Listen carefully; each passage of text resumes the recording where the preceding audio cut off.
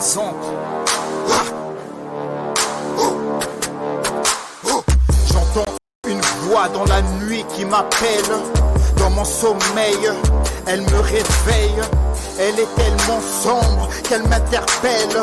Elle me propose de traiter avec elle. Elle me promet or et argent, tout son royaume. Mais je perçois les chants de malheur qu'elle chantonne. Plus les minutes passent, je me sens tourmenté. Ma nuit est agitée, il ne veut pas me laisser. Durant toutes ces années, j'ai été enchaîné. Maintenant que je suis délivré, je le sens déchaîné. Il me souffle toutes ces paroles de séduction. Mais au bout, je perçois le parfum de la perdition. Je regarde vers le ciel et j'implore l'éternel. J'implore le Très-Haut qu'on devienne éternel. Nombre de nos frères sont là-haut au paradis. Quand j'y pense, je souffre, je pleure, je souris. Je regarde vers le ciel et j'implore l'éternel. J'implore le Très-Haut qu'on devienne éternel. Nombre de nos frères sont là-haut au paradis. Quand j'y pense, je souffre, je pleure et je souris. Tellement souci que je me sens persécuté. Cherchant l'issue, je me sens plongé dans l'obscurité. Mais je me souviens du sang de la délivrance. Et je crie vers mon Père pour qu'il éloigne toutes mes souffrances. Il intervienne dans ma vie, moi son fils à la croix de Golgotha. Il a fait un puissant sacrifice. Quand j'y pense, les larmes envahissent mon regard. Je réalise tout l'amour qui baigne dans son regard. J'ai été violé par un père alcoolique. J'ai été frappé par un mari impulsif. J'ai vu mes frères perdre leur vie dans toutes ces guerres. Ma mère pleurait à cause d'un père dans l'adultère. J'ai perdu des amis emportés par le cancer. J'ai été victimisé par un manque de caractère. Au-delà de tout ça, dans tes bras tu me serres. Je te choisis aujourd'hui, c'est toi que j'aime et je te sers. Je regarde vers le ciel et j'implore l'éternel. J'implore le Très-Haut qu'on devienne éternel. Nombre de nos frères sont là-haut au paradis. Quand j'y pense, je souffre, je pleure, je souris. Je regarde vers le ciel et j'implore l'éternel. J'implore le Très-Haut qu'on devienne éternel. Nombre de nos frères sont là-haut au paradis. Quand j'y pense, je souffle, je pleure et je souris. Oui, il est le chemin, la vie, la vérité. Je fais partie de son troupeau, c'est lui qui est mon berger. Je fais de lui mes délices, il comble tous mes désirs. Il me donne le sourire, sa parole, je veux me nourrir. Ses mots éclairent mes pas quand je vais au combat. Il me donne la victoire, je veux lui rendre toute la gloire. Oui, il m'a tant aimé qu'il m'a donné sa vie. Mes pédales par le son du Messie. C'est lui qui est l'alpha et c'est lui l'oméga. Le commencement de la fin m'éloigne de tout chagrin. L'éternel des armées, le diable est désarmé. Arrête de t'alarmer, par sa parole il vient t'armer. Oui, c'est lui Adonai, de qui me vient le secours. Oui, c'est lui El Shaddai, il me protège chaque jour. Je veux bâtir ma vie sur celui qui est le rocher. Face à toute épreuve, m'accrocher, ne pas décrocher. Je regarde vers le ciel et j'implore l'éternel. J'implore le Très-Haut qu'on devienne éternel. Nombre de nos frères sont là-haut au paradis. Quand j'y pense, je souffre, je pleure et je souris. Je regarde vers le ciel et j'implore l'éternel. J'implore Jéhovah qu'on devienne éternel. Nombre de nos frères sont là-haut au paradis. Quand j'y pense, je souffre, je pleure et je souris. Est-ce que tu sens cette sensation?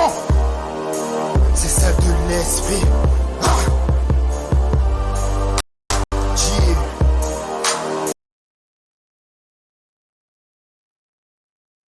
Je regarde vers le ciel, je regarde vers le ciel, je regarde vers le ciel, je regarde vers le ciel, je regarde vers le ciel, je regarde vers... Bonjour à toutes et à tous, bienvenue pour cette nouvelle vidéo sur le devoir d'un chrétien. Je répète, le devoir d'un chrétien. Donc merci à Tijen King avec sa musique Je regarde vers le ciel.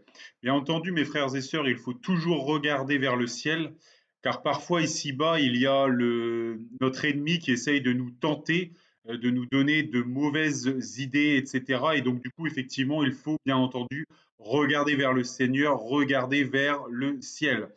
Alors la question qui est posée aujourd'hui, c'est va-t-on aimer la gloire des hommes plus que la gloire de Dieu? Je répète, va-t-on aimer la gloire des hommes plus que la gloire de Dieu?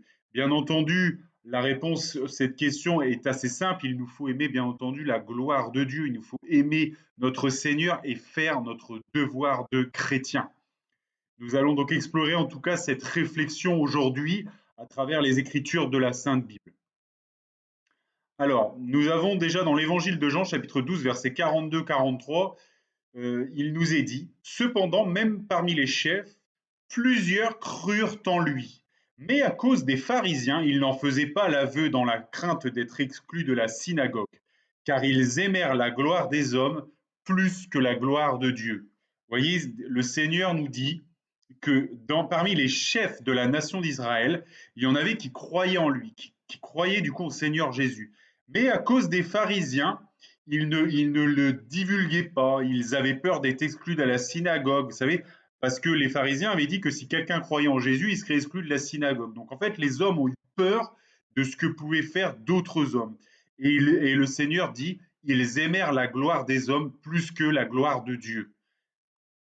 Donc nos choix vont refléter finalement ce que nous aimons le plus. Nos choix vont refléter si nous remplissons notre devoir de chrétien ou pas. Là, effectivement, bien entendu, le devoir numéro 1 d'un chrétien, c'est de croire au Seigneur Jésus. Et même si on nous exclut de certaines églises et d'ici à droite à gauche, il nous faut toujours demeurer ferme et croire en le Seigneur et suivre le Seigneur Jésus. Vous voyez? Là, vraiment, on a vraiment une contradiction entre ce que les hommes voulaient et ce que Dieu attendait. Et eux, en tout cas, ont choisi de conserver la place dans la synagogue et donc du coup de suivre les hommes plus que Dieu.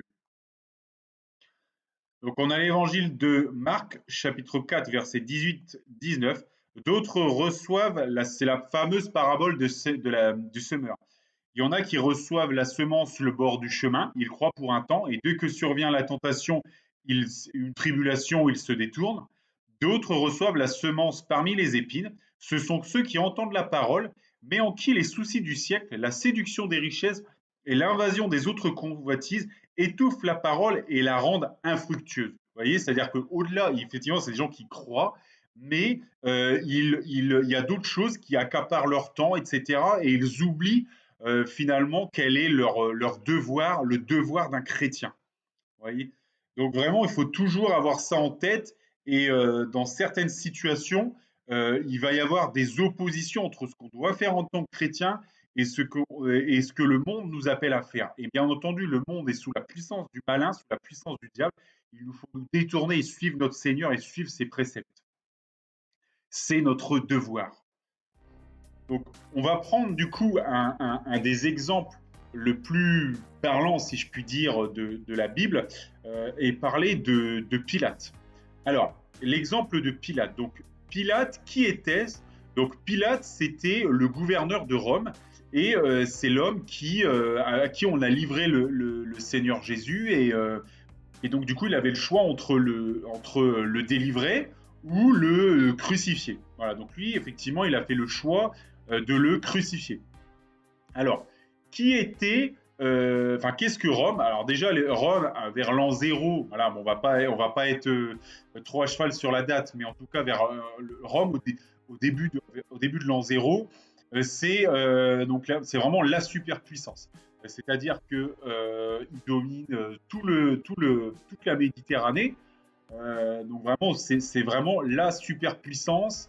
Les Romains, ce sont ceux qui sont les plus avancés technologiquement, qui ont les armées les plus puissantes, etc. etc. C'est vraiment la superpuissance. Voilà. Donc, qu'est-ce qu'un gouverne? Donc, il faut savoir que l'Empire romain, il est séparé en provinces. Donc, déjà, il y a l'empereur. Après, il y a aussi la République. En tout cas, là, il y a eu l'empereur.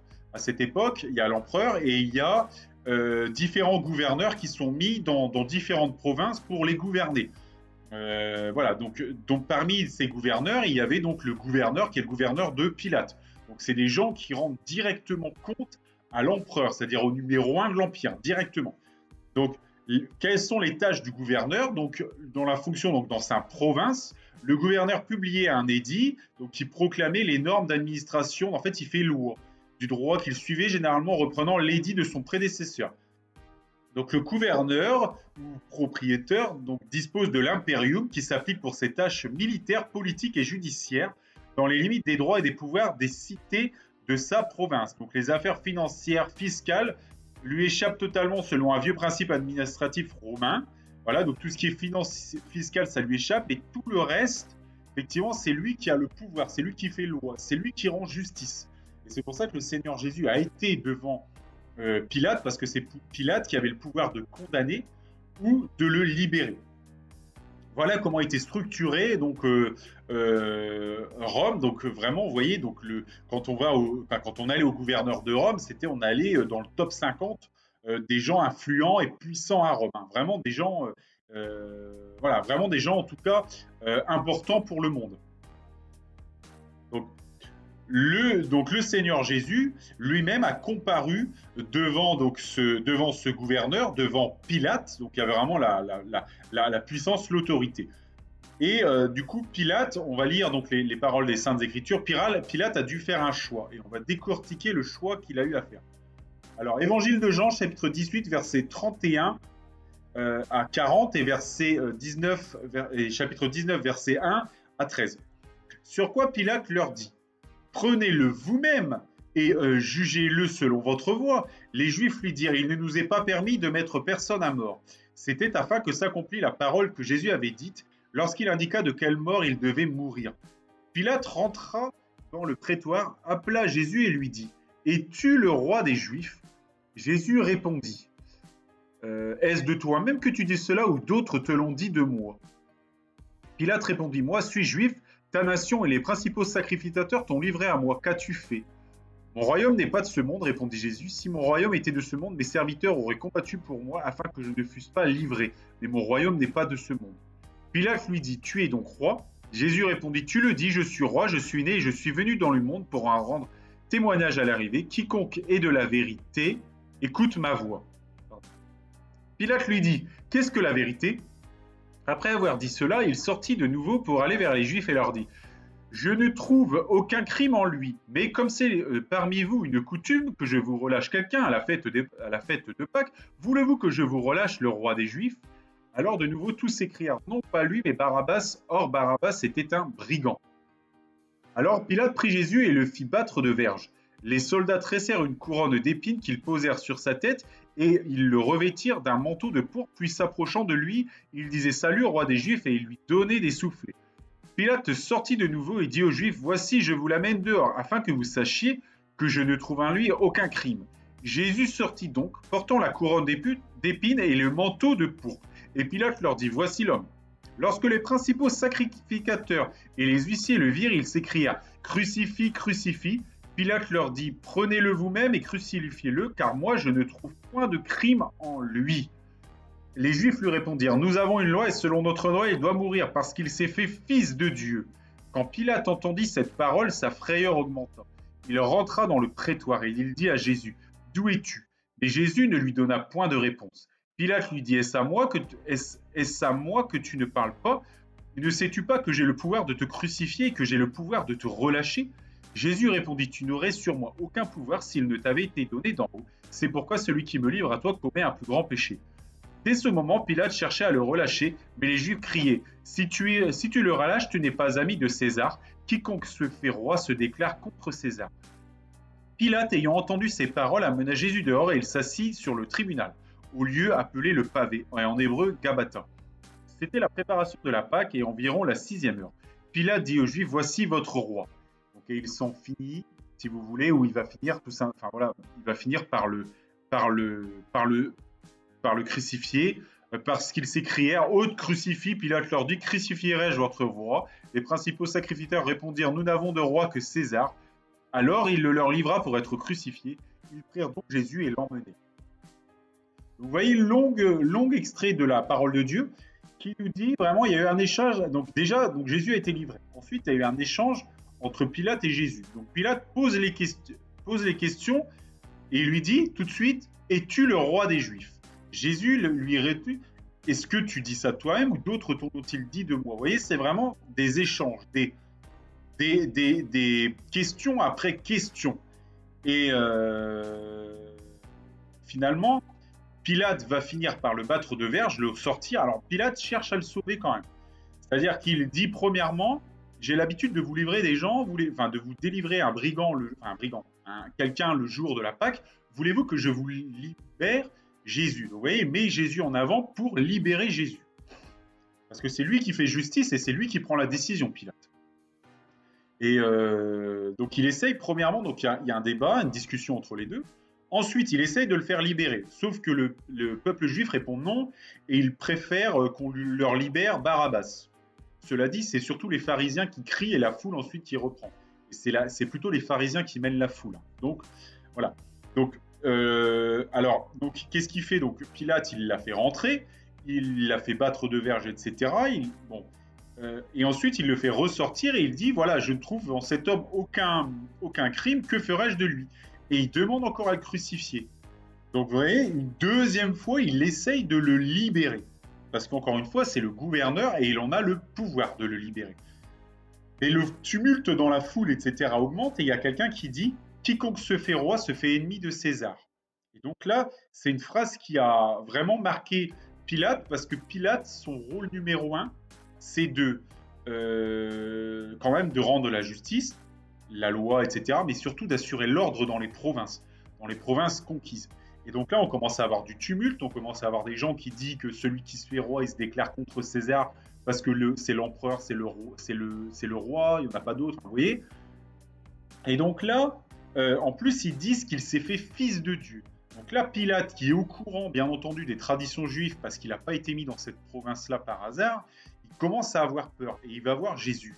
Et Jésus ne lui fait que cette réponse: tu n'auras sur moi d'aucun pouvoir, et s'il ne t'avait été donné d'en haut, c'est pourquoi celui qui me livre à toi commet un plus grand péché. Vous voyez? Et vraiment, le Pilate, il avait peur. C'est-à-dire que quand il a entendu que Jésus était le Fils de Dieu, il avait peur.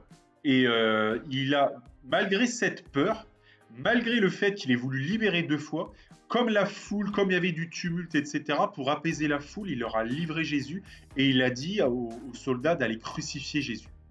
Donc là, on a vraiment un exemple de quelqu'un, de vraiment ce qu'il ne faut pas faire. C'est-à-dire qu'on avait... bien entendu, le sacrifice du Seigneur était nécessaire pour les péchés, etc. Ça, il n'y a aucun sujet. Mais en tout cas, ça nous montre un exemple comme quoi il y a une opposition entre le devoir de ce que le monde appelle et le devoir d'un chrétien.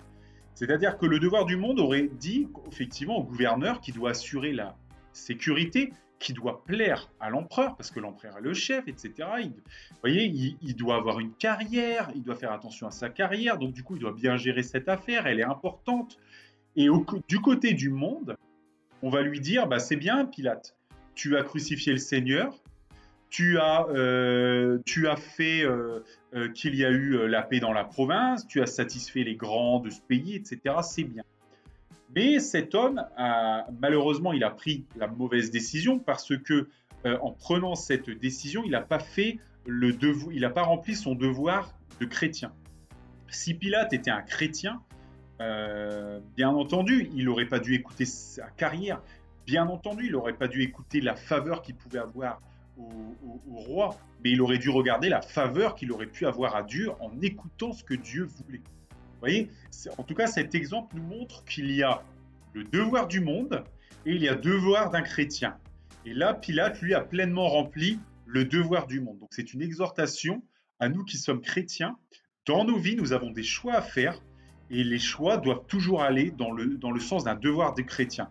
Même si ça met notre carrière à plat, même si, au vu des autres, c'est une mauvaise décision, si c'est la bonne décision pour le Seigneur, c'est celle-ci qu'on doit prendre. Vous voyez ? Voilà. Et il faut savoir quand même que, bien entendu, tout ça est arrivé encore une fois c'était la sainte parole qui devait s'accomplir, il devait en être ainsi. Mais il faut savoir quand même que Pilate a eu de profonds regrets. C'est-à-dire qu'il a écrit des lettres que l'on retrouve dans les... alors, je ne sais plus où j'ai pris ça, mais il me semble que c'est dans des écrits de Victor Hugo. Il a repris en fait les lettres de Pilate qu'il a écrites à l'empereur de l'époque.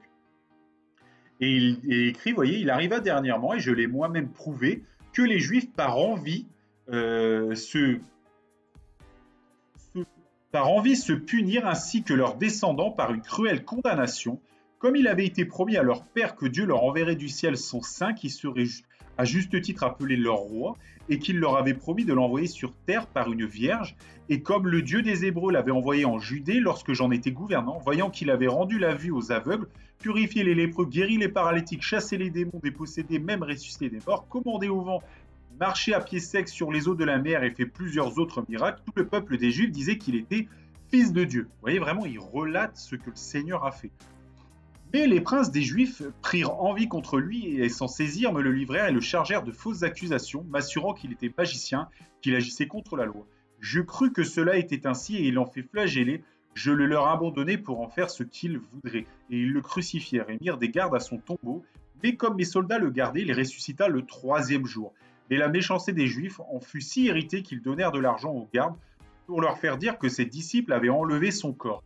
Mais quoi qu'ils eussent reçu de l'argent, ils ne purent faire taire ce qui était arrivé. Vous voyez, vraiment, il relate, Pilate, et là, vraiment, il relate à l'empereur lui-même qu'il y a eu tous ces miracles et que le Seigneur est ressuscité. Vous voyez, et il dit, c'est pourquoi je vous l'ai écrit de peur que quelqu'un ne le rapporte autrement et ne croit devoir ajouter foi au mensonge des Juifs. Vous voyez, finalement, Pilate, après, a lutté pour que, bien entendu, la résurrection du Seigneur soit mise en avant.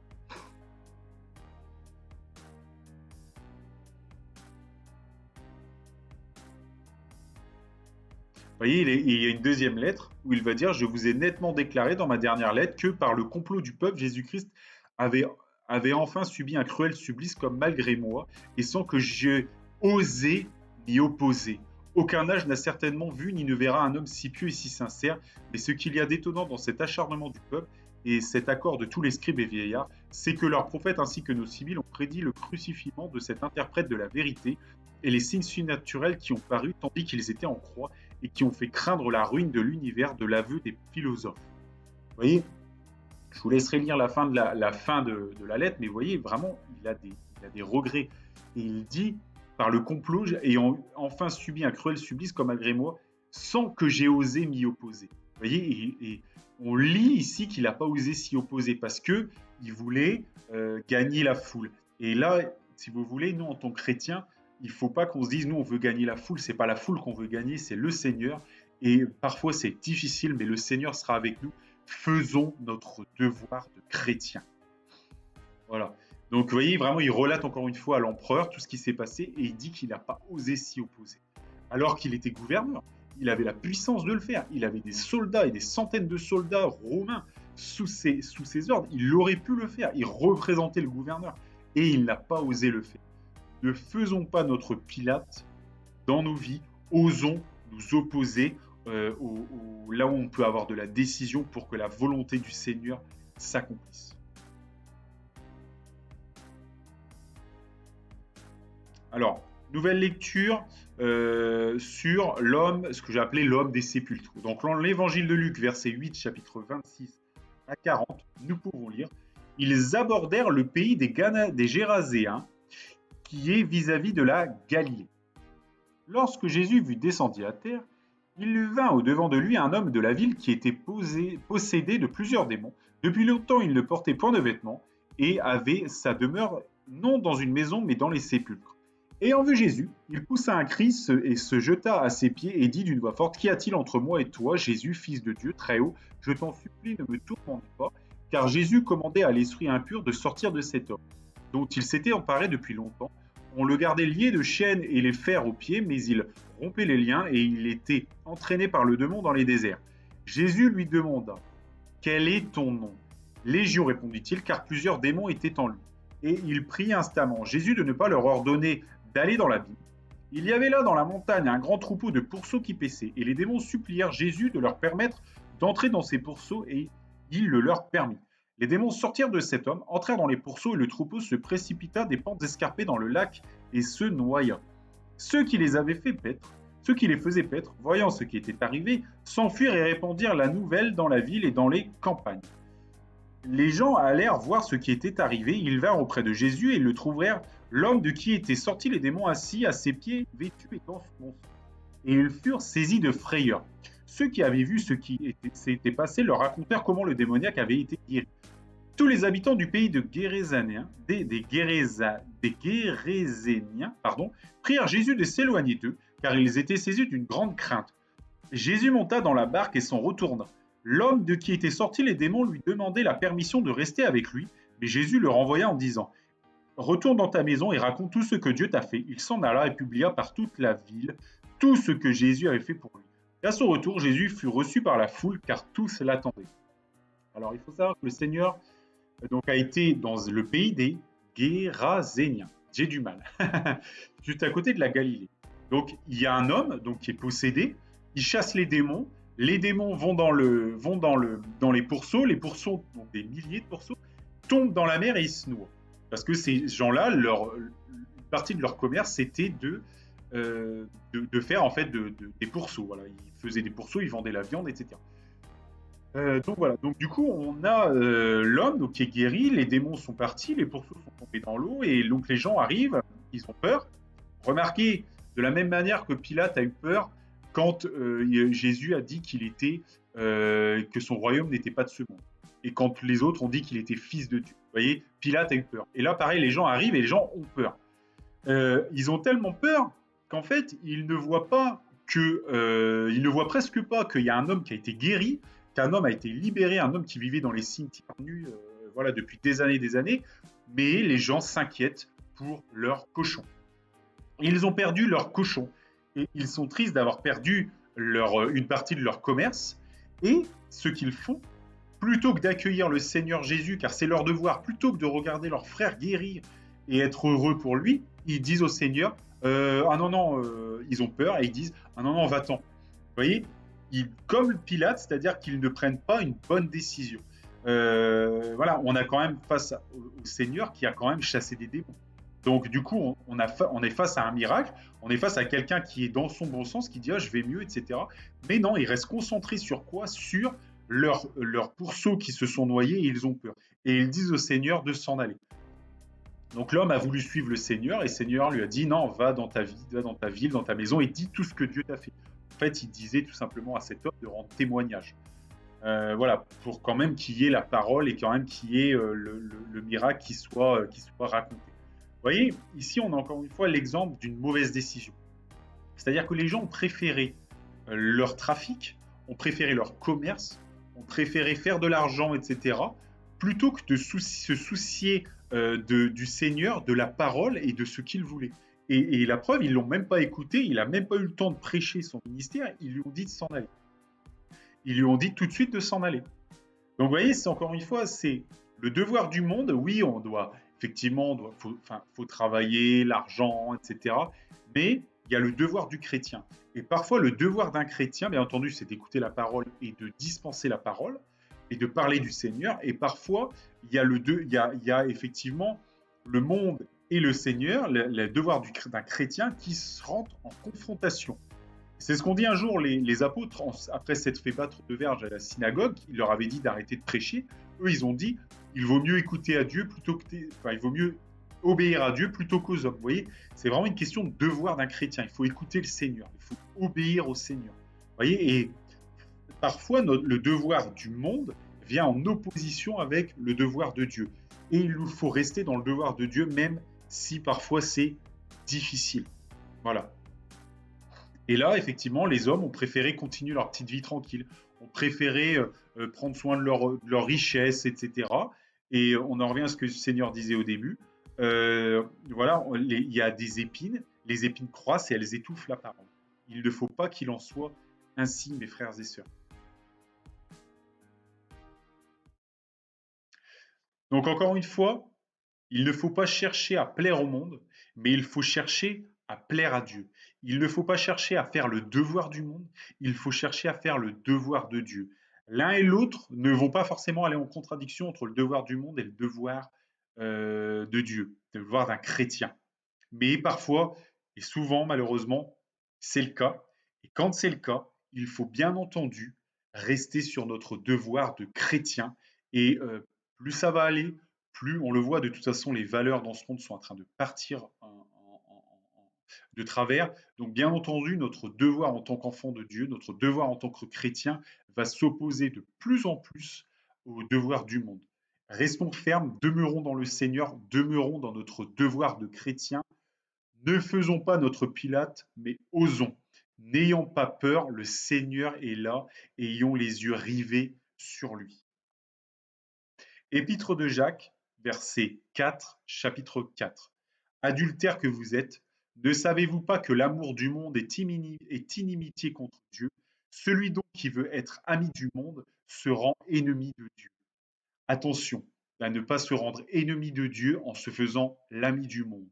Ce monde, il faut vraiment faire attention et faire notre devoir de chrétien et aimer notre Seigneur. Celui qui garde mes commandements, a dit le Seigneur, c'est celui qui m'aime. Donc les commandements du Seigneur, son obéissance, doivent être au cœur de nos vies. C'est notre devoir. Que Dieu vous bénisse dans le nom de Jésus.